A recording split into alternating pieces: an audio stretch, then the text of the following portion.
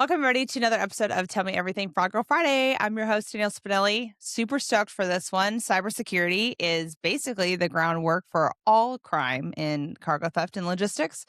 It usually starts with the email, not all crime, I should say. There's a lot of straight theft that still happens. I have to always remember that. Like, there's still, what is it, 60% or 50% of all thefts that happen is still straight theft. So we got to remember that too. We need to be talking about that as well. Anyways, but strategic theft's still a big thing.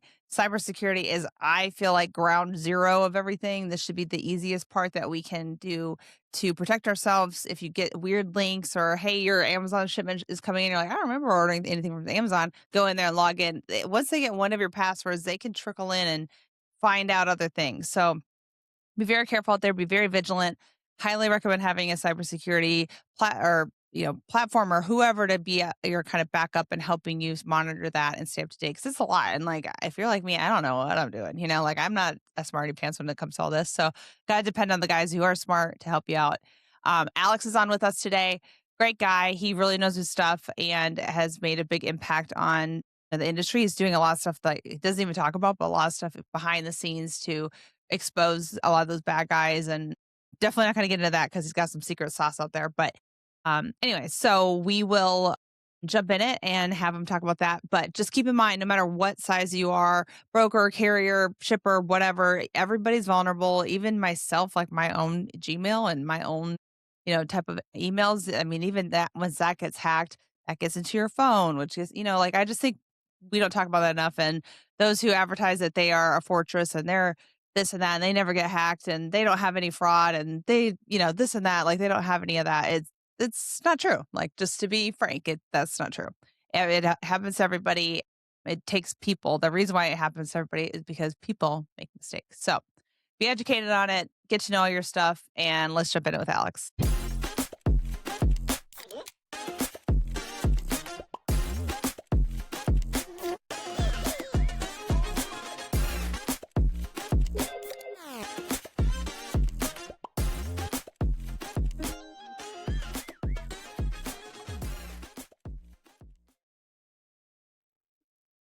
Cool. We are up and running. How are you today?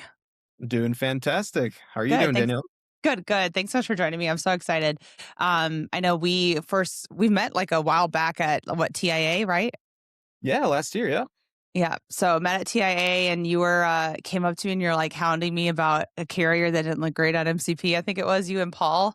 And I'm like, Yeah, what? yeah, yeah. Yeah. That was the So case, yeah. got him squared away and fixed all that up. But anyways, yeah. Well, thanks so much for coming on. If you don't mind, just take a second and like introduce yourself, talk a little bit about your background, and then we'll kind of jump into why you're here. Yeah, absolutely. Thanks for having me. So I'm Aleks Frelas. I'm a founding member of VELITE, which is a cybersecurity services and consultancy. We specialize in really keeping companies safe before the bad guys get to them. We've been doing it for about 13 years now in the industry, working in first before logistics in the healthcare space, and then as of the past 3 or 4 years in the logistics space exclusively. So yeah, we're trying to keep the world a better and safer place, essentially, and some interesting times we've got going on now. Totally. So since you've been in it for a while, what have you seen change, I guess, through the past, 13 years or even just in the logistics realm in 3 to 4 years? Yeah, so even in 3 to 4 years, I mean, we're talking about the start of AI becoming really prevalent Mm-hmm. in the workplace, which also meant, just general adoption on the hacker side. 3 to 4 years ago, we didn't really see much of, AI driven attacks. Now, there's AI that's being utilized in your typical phishing attacks, which is, things that are landing in your email that essentially are trying to get you to click on a link, enter your password, and, phish your highway account, for example. Right. These are phishing was always around, but now it's becoming more advanced. People are getting different emails. Not every email is the same, in terms of the whatever they're trying to use to lure you in to click Yeah. that link, right? So AI is really strong on that front, and we've seen a lot of adoption by the attackers. So it's maybe very similar attacks that we've seen in the past, but now it's just more advanced, difficult to catch. And so it's really a continuation of that cat and mouse game that was always there, Yeah. defense versus offense, but now it's just at a 120 mile per hour pace. So Right, and it's scary as a just regular Joe out there, especially, like, drivers. I mean, they're not really as, I guess, in the know of all the things of, cybersecurity and stuff like that. A lot of people aren't. I mean, I wasn't until I started doing this type of podcast, but what are some things, I guess, that people can do just, like, general health to kind of stay on top of a little bit, at least just on your own? yeah, so really there's a couple things. I like to start off with just baseline standards. And it starts from the personal hygiene, how people are utilizing passwords, how their passwords are set up, where they're keeping their passwords, right? Hopefully not on a sticky note underneath their keyboard, but making sure that the passwords that people use, whether it's in their personal emails or corporate emails, that they're long, unique, meaning, sometimes passphrases are better than something that's just a season like fall Yeah, 2026 and an exclamation mark. So the longer the better. Making sure that like a password manager is used. So not just using the same password and trying to remember that, but same password everywhere and then trying to remember that. It's more so better to have multiple passwords, each site having a different password and storing that in a password manager. An interesting thing that I've seen is that, you know how like if you forget an account password, you can like get the email to reset your password. Well, right. there are sometimes very easy to answer security questions like what's your favorite color, what's your, favorite pizza. Having answers to those questions be just completely random and saving the answers to those questions in a password manager goes a long way because so what if you Interesting. have a really long password, but then you have really easy answers to those questions and somebody just, I don't know, even uses AI to try to figure out some of this information about you, Yeah, they can easily get that. And so, having random, unique answers to these security questions, I know it sounds weird, but it goes a long way no, that makes to sense. protect your accounts. Yeah. That's the base. What I'm seeing is important for password hygiene. And then, I can keep beating around the bush on MFA. I know a lot of people are talking about it, but secure those accounts with multi-factor authentication. If you have the possibility to do it with an app, or even better, like a physical key, sometimes you get like a USB that you can plug in and it verifies that it's, actually you because you own it. That's the Mhm. best. That way, if in the off chance somehow your password did get guessed or you did get phished, we're all human, you're still going to be safe. So those are two takeaways that are just easy, quick wins that can translate to higher cybersecurity hygiene and protect you personally, your accounts, but also any sort of organization that you work at. Right. What I think is interesting is some people will say, like basically every, especially like the onboarding tools and vetting tools, like that's kind of the first gateway. And I feel like everybody is very vulnerable in the industry. There's really the three big dogs.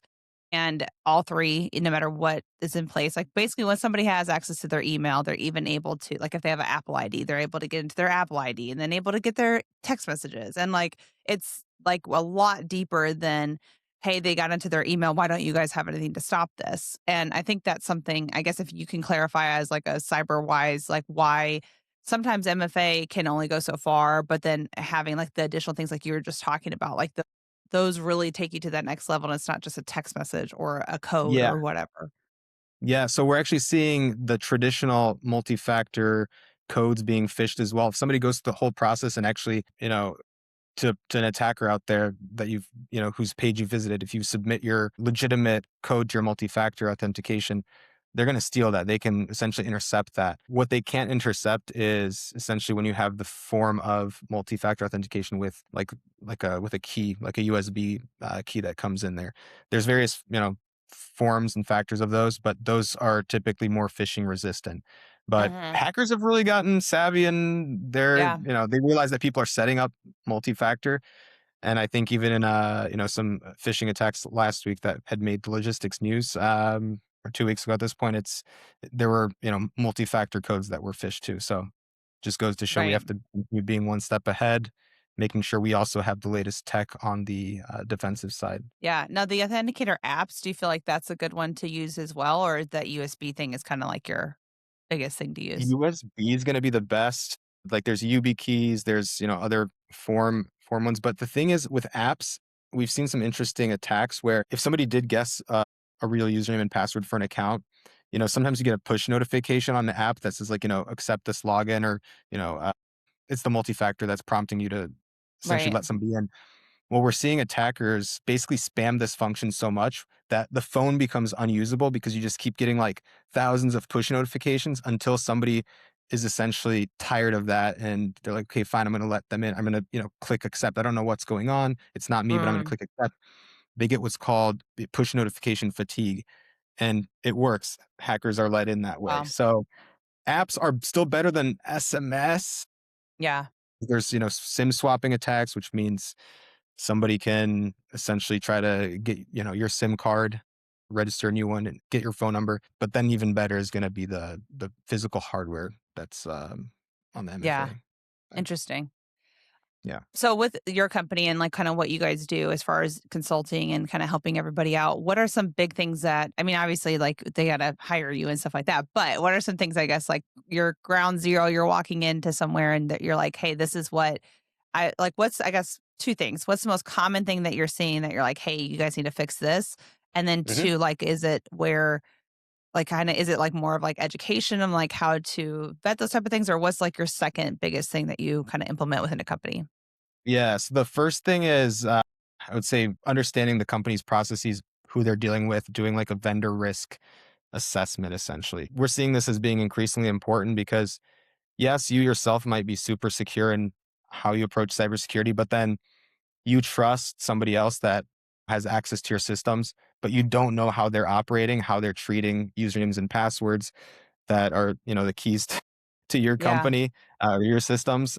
It's really important to start vetting that. So vendor risk, seeing, like I said, how they're approaching cybersecurity. Can they be trusted under some audit perspective? Are they doing their due diligence, right? So I usually assess like that sort of thing to begin with. And I try to understand what position a company is in, how mature they are. If they're a small owner operator, for example, they might just have a couple systems. They've got an email, they've got a few logistics tools. It's maybe a small attack surface area. If it's a large corporation, it's going to be more complicated.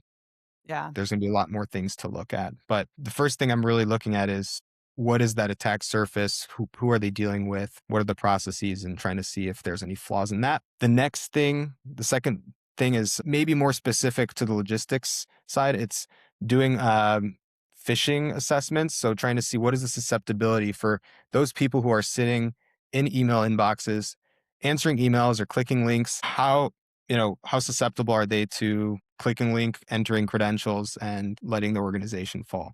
And then providing very targeted training on that. We don't want somebody to sit on, I don't know, some boring training that is not even relevant to them.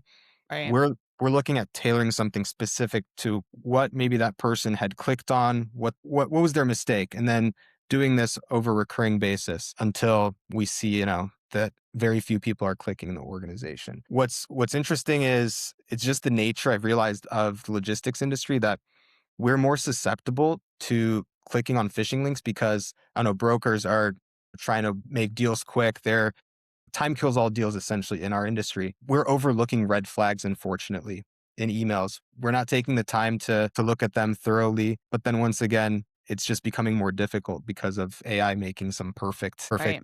sounding emails, right? Yeah, because really, and especially in logistics, like we're sharing PDFs nonstop. We're sharing, links to fill out packets or links to fill out your pay, how you want to get paid. Or, I mean, it's the list goes like on and on. And I put this in to do your tracking or put your ELD information in. Like, Hmm. that whole thing is wild. You mentioned something earlier that I think is super important: the vendor, like prospecting or like getting to know your vendors and their security health. Something that's kind of scary and I don't think is talked about enough is the fact of having integration partners because they talk to each other. They have like API keys and that stuff gets Yep. shared. Even like if your main system, like your TMS is like they're like a fortress, right? Like they're whatever. Well, a lot of times having like a I don't know. I don't want to say startup because it's not always startup, but like having a company who doesn't have that cybersecurity in mind at all can make that weakest link and they can infiltrate that and kind of weave their way through. Am I like imagining that right? Does it because that's I guess how I'm envisioning them trickle on up, or is it am I like way off? That's correct. So, like, I mean, you bring up a couple good points there. How in partnerships, how there should be standards taken into consideration, how some of these keys are shared.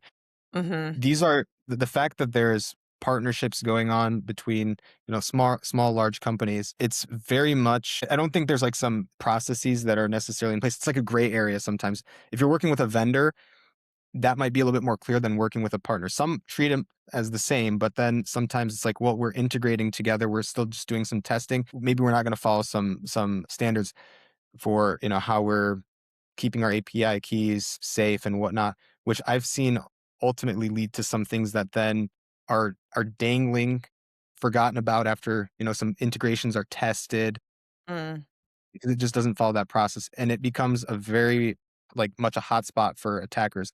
They're then, using right now, even like OpenCloud, which is the newest, AI agent, they're just able to scan the internet for some of these dangling assets that people forget about.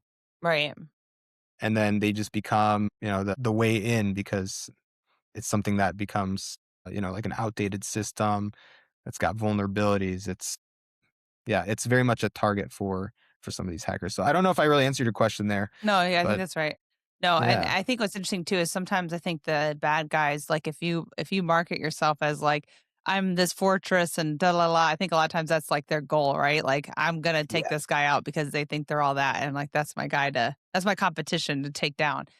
Yeah. Um, A lot of so people it's say that they're unhackable, and to me, it's like, well, don't you dare say that, because it's just a matter of time. If somebody really puts their efforts and right, targets them, I think there was a person that was trying to hack like a crypto wallet, right? Like the hard wallet, and they said, "Oh, it's unhackable," and then they became hacked, and it was just yeah, kind of satire. It's like, yeah, you don't want to say that publicly. It's just going to entice right. more people.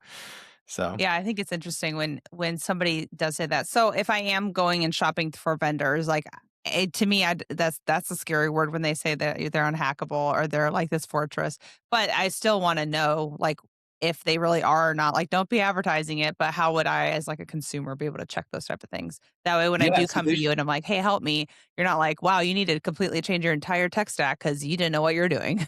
no, no. So, I mean, we're going to be looking at what processes those vendors are adhering to, but also have they gone through any sort of really bare minimum cybersecurity audits? So, there are industry accepted standards in what should be done.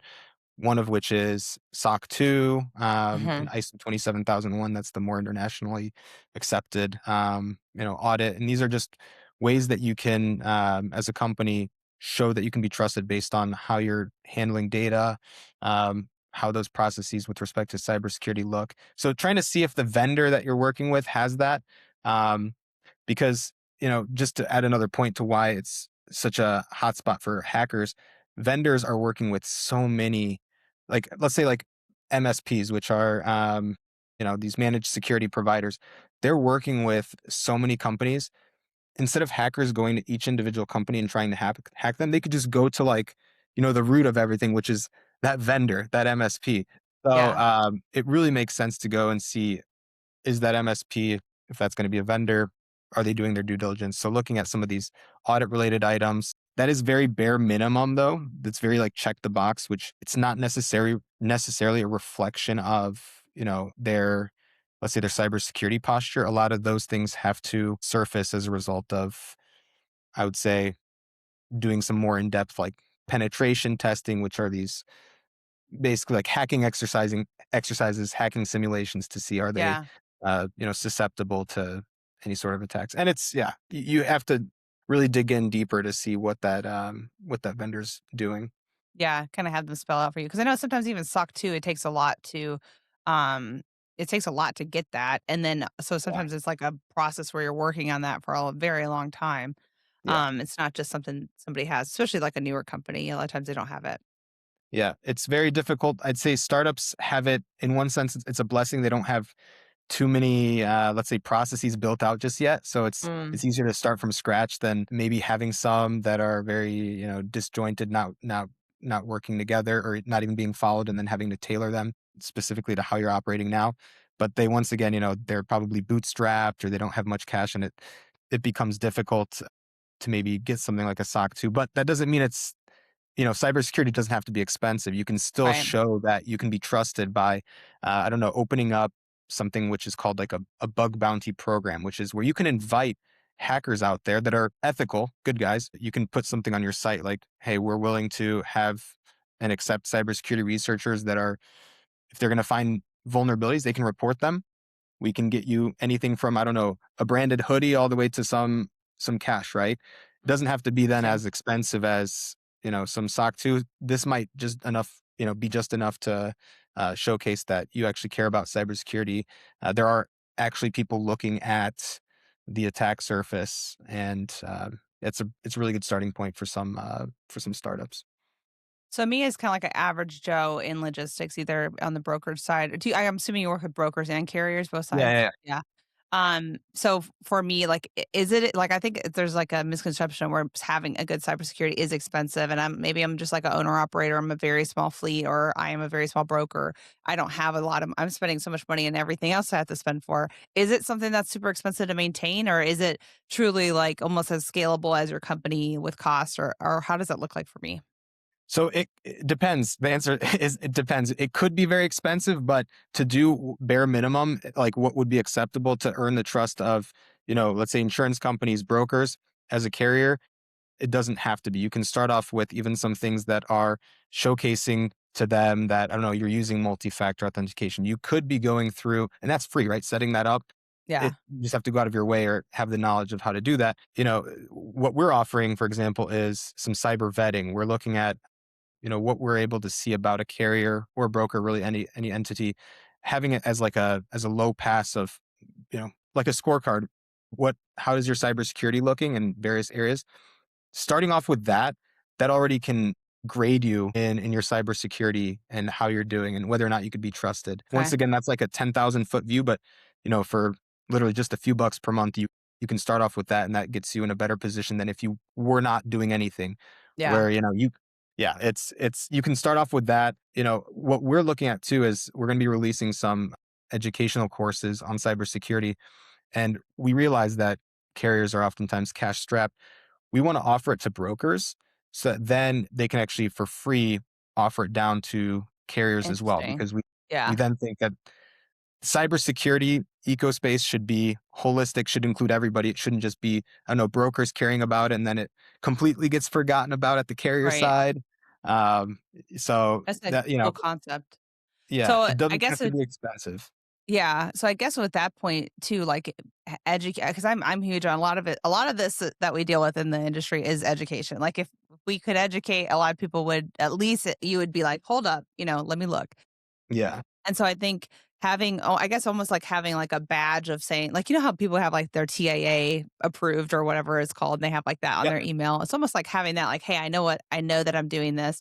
Don't want to have a red flag saying I'm unhackable, but also I want like hey, I'm a carrier and I take steps to do something. And I think you guys like offering that as like a broker, like, hey, if you want to Exactly. be in our trusted network and have like a great trusted carrier score within our network, taking advantage of this would be big for you. So that's cool. Yep, that's exactly what we're doing. And, we're going to allow carriers to see what their web score is for free. If they've got a website, that's a starting point.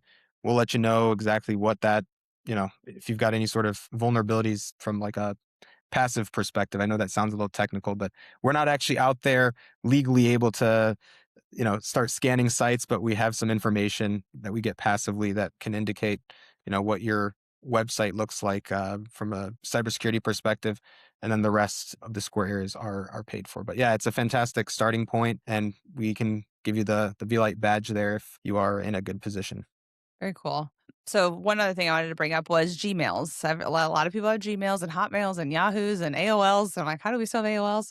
But a Yeah. lot of times Gmail has like a bad, sting behind it because they can get hacked. On one hand, yes, but like it's funny because like I had to reset my passwords because I just changed companies and like trying to get everything into my new computer. I'm like, I don't remember any of my passwords. So like it took me it was hard for me to even reset my own stuff. So is it truly so bad to have Gmails? Is it more of like having that extra layers of the authentication through the Gmail that can protect you? Or like, is it where it's like, no, you need to scrap that 100% and just have your own domain? So I'd say there's two things there. There's the security inherently within Gmail, but then also the perception to others of you using a Gmail, which I think is just as important. The security features that Gmail includes, absolutely fantastic as long as you use them. A lot of people don't know how to configure that. Yeah. I do think in some ways it is easier than, let's say, a Microsoft. Your mileage may vary what you prefer, but it's there for you to set up. It's just a matter of whether or not you use it. But the second thing there is that if you're using Gmail or some Freemail, Hotmail, whatever, it's not going to look as professional as if you're using a domain that is registered that has the name of your carrier, etc. Mhm. That is just something that we're seeing is you can throw away some domains like that are Gmail, but it's a little bit more unlikely, I would say, to throw away or see an email that's domain that's associated with some carrier and that being thrown away. So Right. that perception of trust is a little bit greater with a custom domain rather than Gmail. But once again, that's perception, right? It's Yeah. not a guarantee of But having trust. the, because yeah, the Gmails, they do have, like, all the authenticator apps, and I mean, Oh if you do set it up right, like, it is, I mean, it's Google, like, they do have decent stuff on there, but it is if you do it right, yeah, and absolutely. you can't see front. Yeah. Yeah, just like you can even I mean, it's the world's your oyster in the cybersecurity settings there. You can set it so that you can't even log in beyond certain, geographical locations. So somebody from, I don't know, Serbia is not going to be accessing it. Yeah. Multi-factor, I mean, that's a basic one that's obviously there. You can restrict access in many ways. So it's good. It's just I think we need to be educating more on how to set that up too, because we keep talking about it. Like Interesting, yeah. MFA is great, but then we don't have too many technical people that are, Explaining sitting it. sometimes on Yeah. the carrier side or wherever. So I think having some documentation on how to do that in very much layman's terms would go a long way. Totally. Yeah, I totally agree. Maybe we need to do a part 2 of this with you on there and be like, Yeah, "This is yeah. how you do it, How to do it. everybody." Yeah. Step 1. Okay, cool. So, anything else I guess you wanna bring up?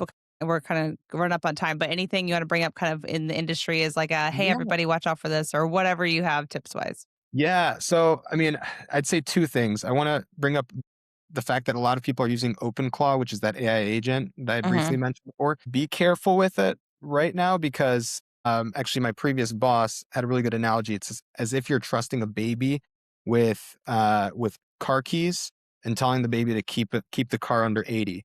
Now, it's very well possible that the baby's going to open up the door and get in there. You just don't know. It has the possibility whether or not it's going to happen. You don't know. What I'm getting at is when you're connecting all these different data sources, your email, Yeah. your, TMS, whatever, to OpenClaw, it's essentially going out and being able to utilize all this information. It can read stuff from the internet. So if it comes across some bad website that says send all of your invoices, send all of your emails to, whatever that hacker's email address is, it'll do it. Oh, wow. It'll be instructed to do that, and it'll take untrusted input and believe it. At this Interesting. point, really be careful with how you're utilizing AI because it can potentially expose sensitive information. Yeah. Definitely wanted to bring that up because the AI space is going really fast forward, and we're kind of omitting the care for cybersecurity just to have higher utility. So that's one thing I did want to say. Yeah.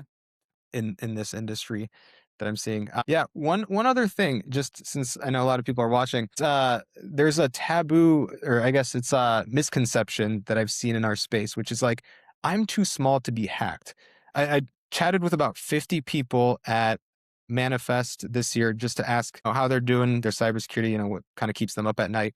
And I did hear a lot of the conception that we're too small to get hacked. And it's very much a misconception because I think people aren't aware of how these hackers are working. They're not necessarily going to say, I'm going to, wake up tomorrow and hack so and so. It might be the case sometimes, right? If you're a very large company or, a juicy target, that's great. But Right. more oftentimes than not, company, especially a small one, becomes a victim of coincidence. It's as if there's a thief that's walking down a road, opening up or trying to open up doors of cars along the street and see which one's open. It's Yeah. not the case that he's going to go pick out a red Toyota Corolla or every red Toyota Corolla that's out there and try to open the door to see if it's open. That's not how the selection Yeah, they're process just works. You're not too small to get hacked. So I just wanted to definitely bring that up. I guess the size, if you're a small company, it doesn't necessarily matter. You're still potential target. Well, especially carrier wise, that's what they really want actually is these smaller ones because it's easy that they don't have all the same tools and cybersecurity levels. Like it's probably easier to hack into those guys than it is a big Yeah. guy. Yeah. Oh yeah. So it's like get the small fish and they've been super successful with doing cargo thefts and things like Yeah. that from these small guys. And so why would they take the I mean, yeah, they do hit big companies, but it's almost like this is a much easier target. I'm having huge results. So I definitely think that's a huge misconception. Yeah, and what also could happen then, you start off with a little guy, but that little guy is trusted by a slightly larger guy or multiple larger guys, and then you can exploit that trust to talk with those other larger guys Mhm. and, get what you need It's almost as like the hacker. Pac-Man and it's just Exactly, gobbling up. that's what I Yeah. was thinking of, that analogy, yeah. Yeah. Oh, cool. That definitely helps. I think talking about this and getting it out there as much as you can is super important. So I appreciate you coming on the show and showing all your expertise and all that. How can people reach you and your company and get their cybersecurity up to code? Because everybody needs to be doing this. People, come on, for the love of God. Yeah, cybersecurity shouldn't be taboo. You can reach out to me on LinkedIn, Alexander Freelas. It's Alexander with a KS, or you can email me at info@velite.io. Love it. Thanks so much for coming on. I really appreciate your time. Thanks for having me, Danielle. Bye, everybody.